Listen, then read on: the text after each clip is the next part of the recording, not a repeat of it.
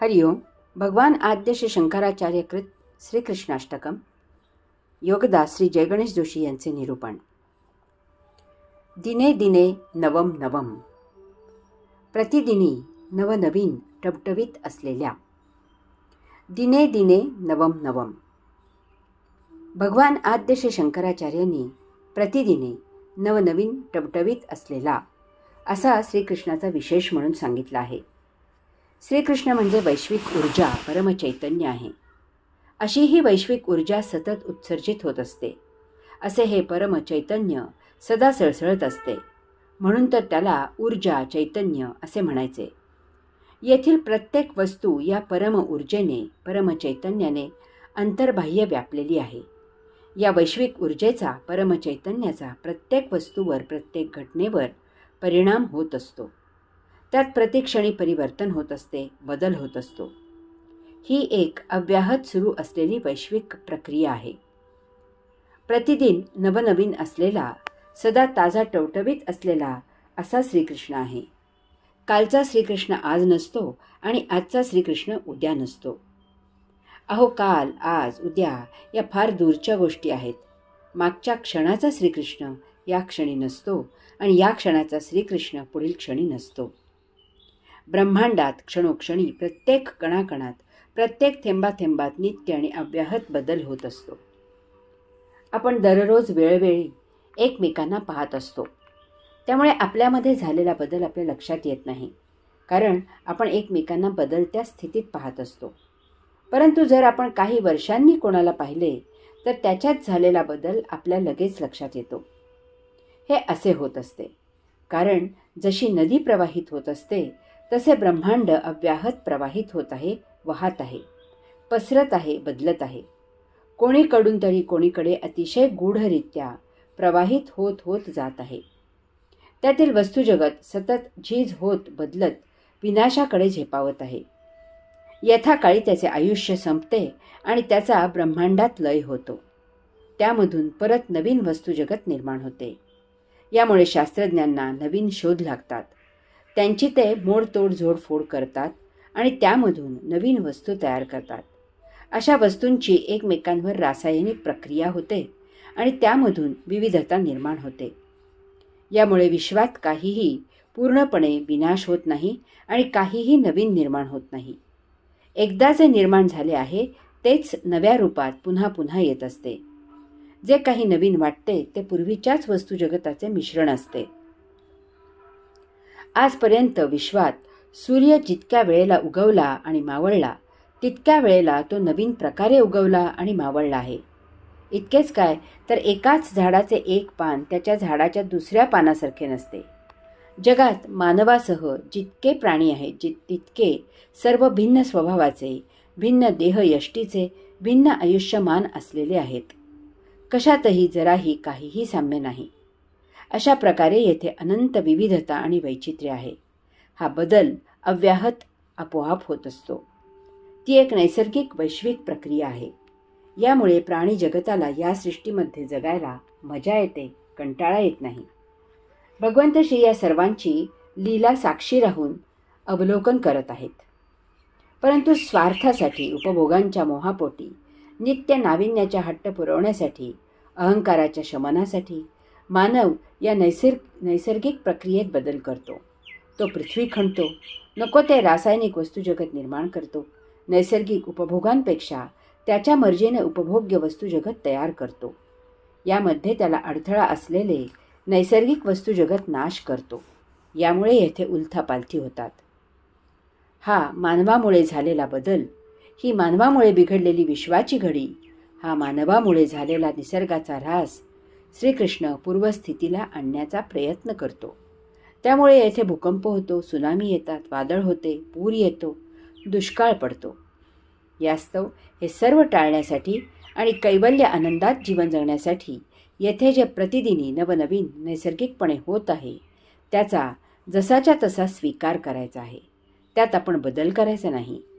जे जसे जितके जेव्हा समोर येईल त्याचा कैवल्य आनंद घ्यायचा आहे. हेच ते अंशात्म्याने पुरुषोत्तमासाठी साक्षी राहून सृष्टीलीला अवलोकन करणे आहे. यास्तव श्रीकृष्णाचे भजन करावे. श्री शंकराचार्य म्हणतात की प्रतिदिनी नवनवीन टवटवीत असलेल्या श्रीकृष्णाला मी नमन करतो. नंद संभवम, आनंदाच्या मूलभूत उत्पत्तीचे कारण असलेल्या. नंद संभवम म्हणजे नंद संभवम. नंद म्हणजे आनंद, संभवम उत्पत्ती किंवा जन्म किंवा निर्माणाचे मूलभूत कारण. भगवान आद्य श्री शंकराचार्य आनंदाच्या मूलभूत उत्पत्तीचे कारण असलेला असे श्रीकृष्णाचे वैशिष्ट्य म्हणून सांगत आहेत. श्रीकृष्ण आनंदाचा मूलभूत स्रोत आहे. ब्रह्मांडामध्ये उत्पत्ती आनंदामधून होत असते. त्याचे पालन आनंदाने केले जाते. त्याचा यथाकाळी कार्यकाल संपन्न झाला की त्याचा पुन्हा आनंदाने स्वीकार केला जातो, की पुन्हा त्यामधूनच आनंदाने उत्पत्ती सुरू होते. असे हे अव्याहत आनंदाने होत असते.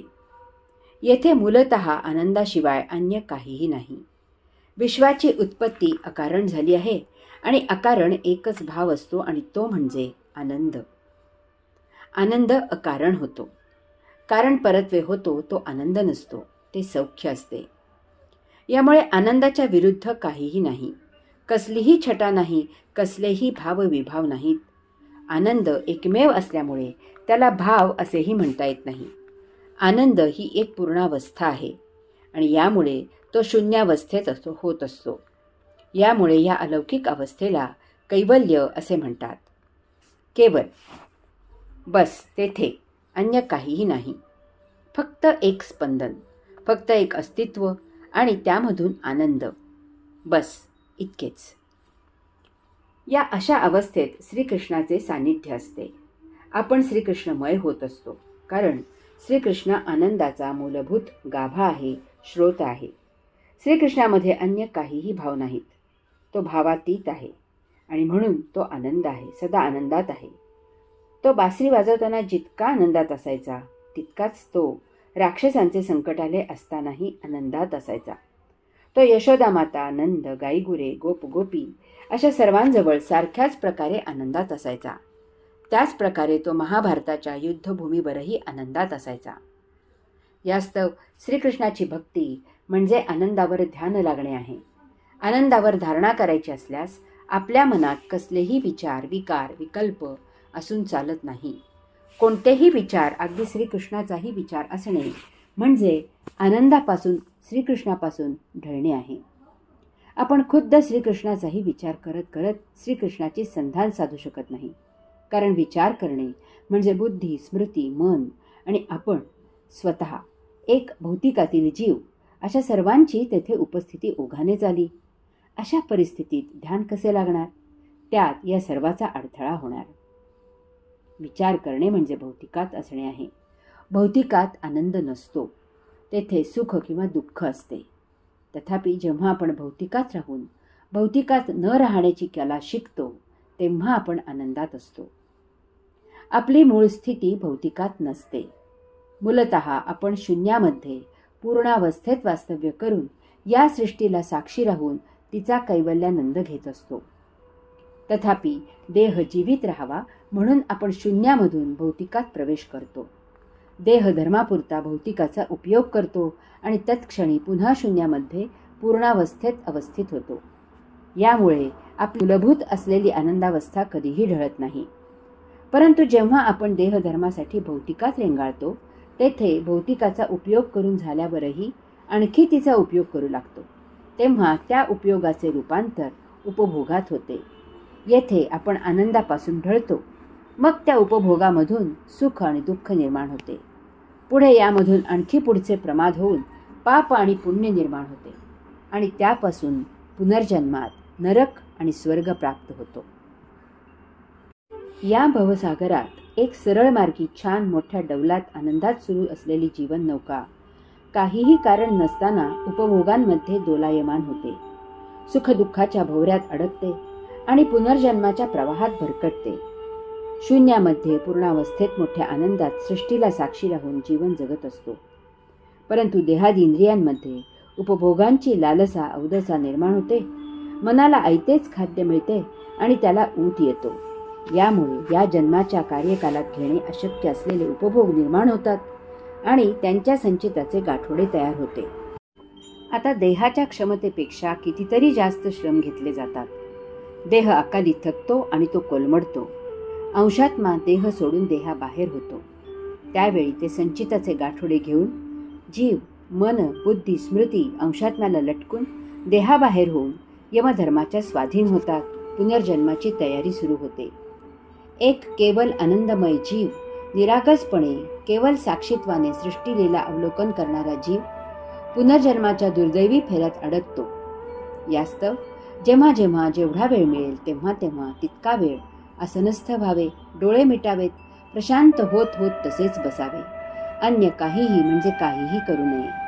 हा अक्रिया योग आपल्यात पूर्णतः उतरू दे. हे साध्य व्हायला प्रदीर्घ कालावधी लागेल. त्याकडे दुर्लक्ष करावे आणि नेटाने हे इतके तरी निदान करत असावे.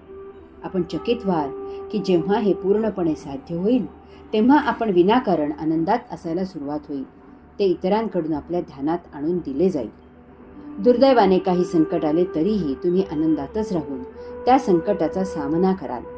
कोणत्याही परिस्थितीत आपली आनंदमय अवस्था आढळणार नाही. आपण सदा प्रशांत राहाल, आपण आनंदात राहाल आणि सर्वांना आनंदात ठेवाल. या योगे आपण निरोगीही राहाल. अशा प्रकारे या अक्रिया योगे आपल्याला सहजच आपली मूलभूत आनंदमय स्थिती प्राप्त होते. ही स्थिती म्हणजे श्रीकृष्णमय स्थिती आहे. कारण श्रीकृष्ण हाच आनंदाचा मूलभूत स्रोत आहे. यास्तव श्रीकृष्णाचे भजन करावे. भगवान आद्य श्री शंकराचार्य म्हणतात की आनंदाच्या मूलभूत उत्पत्तीचे कारण असलेल्या श्रीकृष्णाला मी नमन करतो. नमामि. श्रीकृष्णाला मी नमन करतो. भगवान आद्य श्री शंकराचार्य म्हणतात की ब्रह्मांडामध्ये सर्वोत्तम गुणांचे मूर्तिमंत उदाहरण असलेल्या, सदा सर्वदा साक्षात परमदैदिप्यमान असलेल्या, प्रतिदिनी नवनवीन टवटवीत असलेल्या, आनंदाच्या मूलभूत उत्पत्तीचे कारण असलेल्या श्रीकृष्णाला मी नमन करतो. हरिओम. 5वे स्तोत्र संपन्न. ओम तत्सत त्वम असि.